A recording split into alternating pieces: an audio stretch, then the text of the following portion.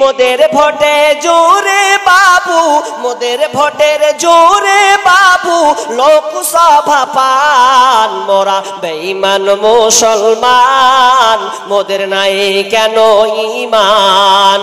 মোরা নাদান মুসলমান, মোদের নাই খোকাণ্ড জ্ঞান। পার্লামেন্টের মেম্বারেরা আইন তৈরি করে তারা, পার্লামেন্টের মেম্বারেরা আইন তৈরি করে তারা। তাদের হাতে জবাই হলো পবিত্র আল কোরআন। মোরা নাদান মুসলমান, মোদের নাই কেন ঈমান। মোরা বেঈমান মুসলমান, মোদের নাই খোকাণ্ড জ্ঞান। পার্টির যখন মিছিল হয় আল্লাহ বলে রয় না ভয়। পার্টির যখন মিছিল হয় আল্লাহ বলে রয় না ভয়। চাকরি পাবার লোভে পড়ে, চাকরি পাবার লোভে পড়ে বলি বন্দে মাতারাম। মোরা মুশরিক মুসলমান, মোদের নাই কেন ঈমান। মোরা ভোলা মুসলমান, মোদের নাই খোকাণ্ড জ্ঞান। যুগের হাওয়ায় উড়িয়ে দিলাম, যুগের হাওয়ায় উড়িয়ে দিলাম মোদের পরিণাম। মোরা বেঈমান মুসলমান, মোদের নাই কেন ঈমান। মোরা ভোলা মুসলমান, মোদের নাই খোকাণ্ড জ্ঞান। দিল্লির পার্লামেন্টে গিয়ে তৃণমূল বসবে, সিপিআইএম বসবে, নির্দল বসবে, বিজেপি বসবে, এক কাতারে বসে একসাথে সবাই চা খাবে, আনন্দ করবে। আর যত লাগাবে তো মুসলমানকে বলবে যা তোরা মারপিট কর, আমরা উপরে বসে থাকছি চেয়ারে। দেখেননি আপনারা দিল্লির পার্লামেন্টে কারা যায়? সব বড় বড় মমতা খালা। তারপরে তো চলে গেল আমাদের ওই প্রধানমন্ত্রী দামোদর নরেন্দ্র মোদীজি, বসে সব এক তালে এক মিল ঠিকই আছে। আর যত আমরা কোতাকুতি করছি, আমার আল্লাহ বলছেন তোরা কোনো দলকে লাভ দিলে হবে না, এদের জন্য তোরা দায়ী। কোনো দলকে আঙুল তুলবে না, দাঁড়া দাঁড়া দাঁড়া, আগে নিজের ভুলটা ধর।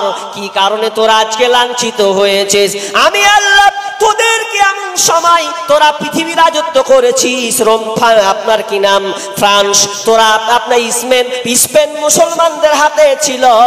তারা পৃথিবীর অর্ধেক পৃথিবীকে তারা চালিয়েছে। শুধু তাই নয়, ভারত সরকার মোগল সম্রাটরা তারা 950 বছর ধরে রাজত্ব করেছে। আল্লাহ আমাদের কাছ থেকে রাজত্ব ছিনে নিয়েছে। কেন কেন? তো আমার আল্লাহ বলছেন তোদের 8টা মহব্বত বেশি হয়েছে, 8টার মহব্বতের সঙ্গে তোদের ঝুঁকিটা বেশি হয়েছে।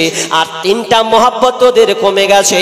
তোরা 8টা মহব্বতকে বেশি প্রাধান্য দিয়েছিস, তোরা 8টাতে বেশি জড়িয়ে পড়েছিস। এই জন্য আমার আল্লাহ বলছেন ফাতারাব্বাসু, অপেক্ষা কর, ফাতারাব্বাসু হাত্তা ইয়াতি আল্লাহু বিআমরিহি, আমার নির্দেশ না আসা পর্যন্ত তোরা অপেক্ষা কর। আল্লাহু আলা কুল্লি শাই, আল্লাহ সুবহানাহু ওয়া তাআলা বলছেন যে আমি ফাসে কমকে আমি হেদায়াত দেই না। এবার 8টা মহব্বত কে কে গনিয়ে দিছি।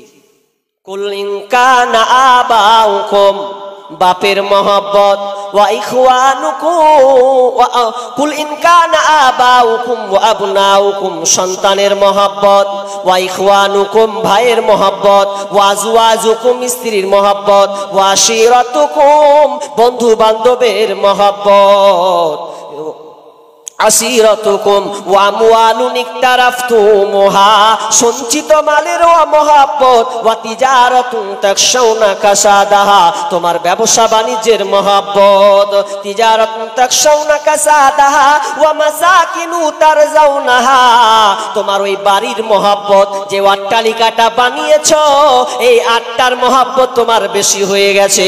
যখন তোমাদের 8টার মহব্বত বেশি হয়ে যাবে, ওয়া আমওয়ালুন ইকতারাফতুমুহা ওয়া তিজারাতুন তাকশাউনা কাসাদাহা ওয়া মাসাকিন তারজাউনাহা আহাব্বা ইলাইকুম ইলাল্লাহি ওয়া রাসূলিহি ওয়া জিহাদিন ফি সাবিলিহি।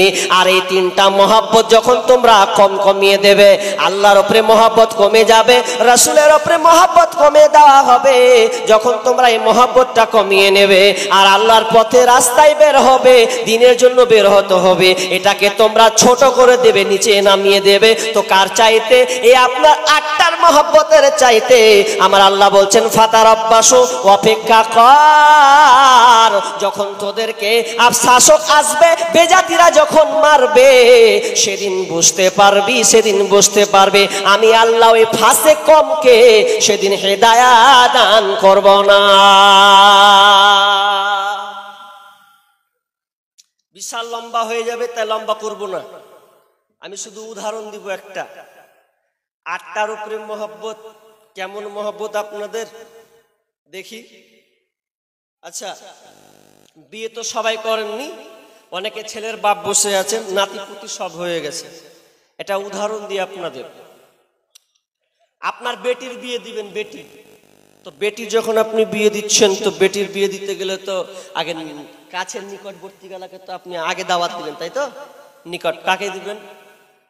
বড় জামাই, মেজো জামাই, এসো। এই মেজো জামাই এসেছে একদম একবার 15 দিন আগেও ঢুকে গেছে। বিয়ে হবে কখন? 15 দিন আগে ঢুকলো। এদিকে বন্ধুকে দাওয়াত দেওয়া হয়েছে, বিয়ে দিন বন্ধুকে দাওয়াত দিবে, তারপরে আপনার কিনা প্রতিবেশীকে দাওয়াত দিবে, তারপরে রক্তের সম্পর্ক তো পরস্পর করতে, ভাই বন্ধু প্রতিবেশী, আপনার কিনা দূর প্রতিবেশী, তো সবাইকে এক কথায় দাওয়াত দিলেন। তো দাওয়াত দেওয়ার পর এবার আপনার বিয়েটা কেমন হচ্ছে? কোরআন অনুযায়ী আপনার বিয়েটা কিন্তু হচ্ছে না। আল্লাহ বলছেন তোমার বেটির বিয়ে হয়েছে। আমি একটা উদাহরণ দিচ্ছি, ধরেন আল্লাহ বলছেন তোমার বেটির বিয়ে হলো, বেটির বিয়েতে কার স্থান হয়েছে? তো আপনার ভাইয়ের স্থান পেয়েছে, আপনার বাপের স্থান হয়েছে, আপনার বন্ধুর স্থান হয়েছে, গ্রামের স্থান পেয়েছে, আত্মীয় স্বজন সবাই বিয়ে খেতে এলো।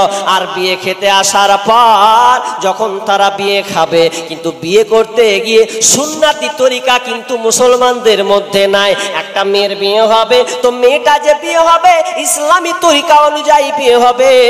আজকে মুসলমান